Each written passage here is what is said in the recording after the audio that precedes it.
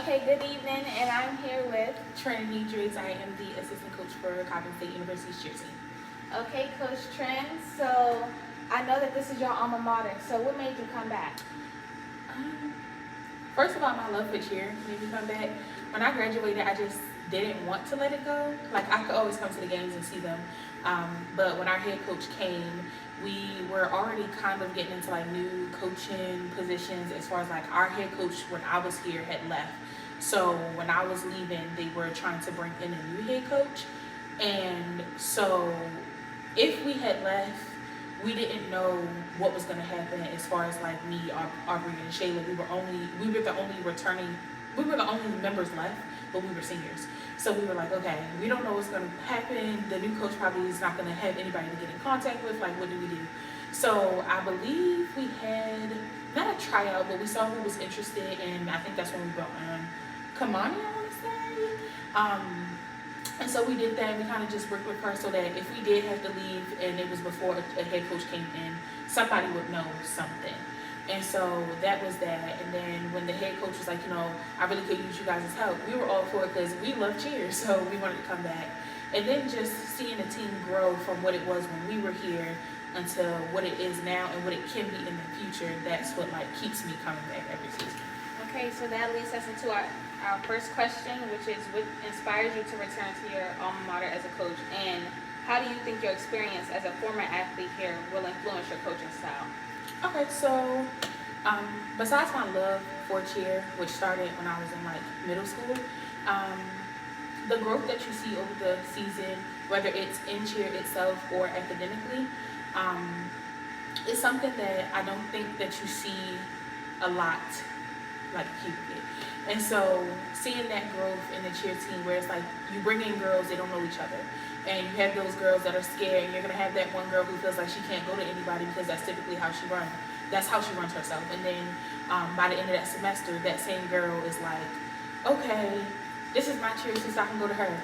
I need help with something, I'm going to go to Kamani. I need help with something, I'm going to go to Baby Cheer. Like, just seeing those connections being made is what made me come back, because I didn't have that when I cheered here. When I cheered here, it was very divided, it was very clicked up.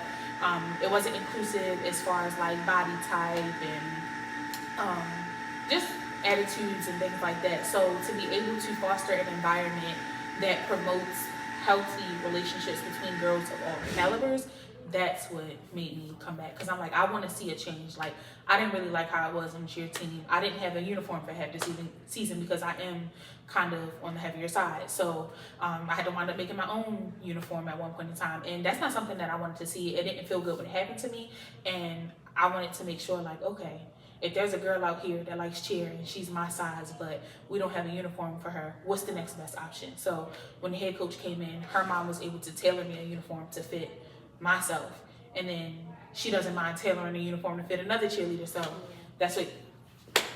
Yeah. Okay. And do you feel like now that you're a coach, y'all have overcame those challenges that you experienced as a student when you cheer? I believe so. Not only was there challenges as far as like the body type, the overall attitude of the cheer team, I can honestly admit, was horrible. And it kind of left a bad taste in people's mouths because they're like, oh, they're snooty, or oh, they don't talk to people. And now, because somebody came in and me and the other assistant coaches as well as the head coach are able to change that narrative that's placed on the cheerleaders, it's like now they're like, oh, we not that they like us, but we want to see them more. We got people that's smiling. That's not something we've seen before. We like their uniforms. That's not something we've seen before. So it's just, yeah. Okay. So your next question is, what is your coaching philosophy and how does it align with the traditions and values of this university's cheer program?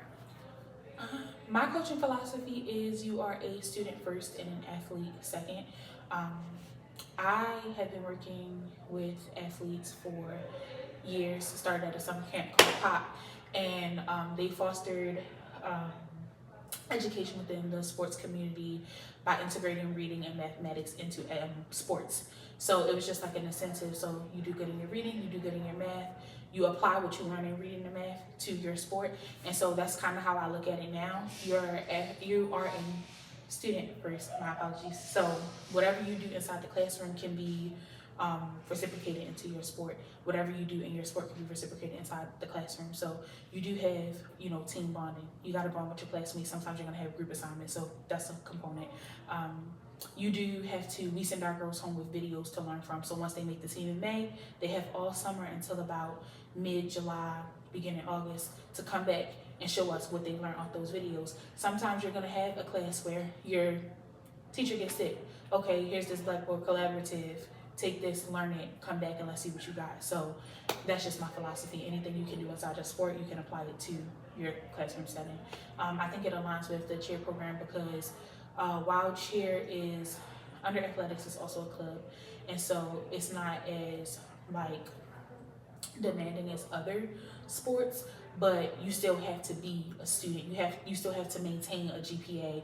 You still have to do good in your classes to participate, and if you don't, you do get put on academic probation just like anybody else. So that's why my philosophy is you are a student first and then an athlete. And you think that your team has been doing pretty well with dealing with your philosophy? Like, I think so. Some people, they want to be in it because it's cute and it's something to do and it's the face of the university sometimes. But we do let them know, if you're here to be cute and you're here to be the face of the university, you cannot do that if you're failing. So there are times where if somebody's grades fall short, we got to cut them off. We got to sit them down. We got to put them on progress reports. It's stuff that we do to make sure that they know that, yes, you're here for cheer, but you're here for school first. So like giving them that beauty and brains mentality. Yeah, sort of. Yes. So your last question is, what strategies would you use to build strong relationships with the athletes while also establishing yourself as an authority figure? So a lot of time people think of authority figures as like robots, and so they just think like, oh, she's just here to coach us, she's just here to tell us what to do, and that's not it. You're here to foster growth within the program, and so that means that if I know that one of my cheerleaders struggle with one thing, if I know somebody that can help them, I'm going to get them to help. Or if I can help them myself, I'm going to get them to help. Allowing them to be emotional and put that emotion on the court. Allowing them to feel what they feel and put it into their cheer. That's okay. Also allowing them to have their attitudes, work out their attitudes, and then remove it from cheer. Things like that. So that's how I'm able to separate it, to know that they're humans too. So of course they're going to go through things. But let's try to figure out how we can take those things, put them into cheer, or take those things and take them out of cheer. And so far, you think that what you bring to the table has made a drastic change to the program, more in a positive manner? I would like to think so. I would like to hope so, at least. But I think that I do offer a safe space for girls that are on the team, because I'm here 5 days out the week because I also work at IT. But everybody knows, like, if you need something from me and I can do it for you, I got it. However, I have been at Coppin for some years. So if I don't have it, somebody else might have it, and I can point you to the person that does have it. So I do think I added a little something. Well, it sounds like that you've reached your goal of changing the program, and making it different from how it was when you were here. And I wish you the best on your coaching journey. Thank you. And thank you for letting me interview you. So, yes, that was it. Period.